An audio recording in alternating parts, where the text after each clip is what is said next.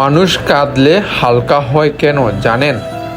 কারণ কান্না শুধু চোখ বেজায় না, মনও পরিষ্কার করে।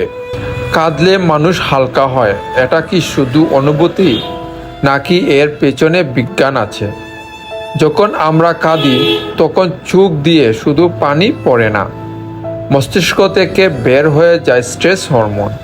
বিজ্ঞান বলছে কান্নার সময় শরীর থেকে কর্টিসল ও অ্যাড্রিনালিন কমে যায় আর তৈরি হয় এন্ডোরফিন, যা আমাদের শান্ত করে।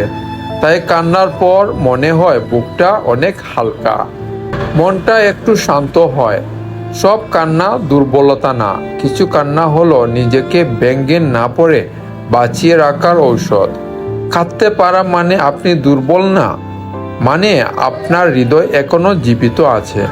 তাই কিছু সময় ইচ্ছাকৃত কান্না উচিত মনকে হালকা রাখার জন্য।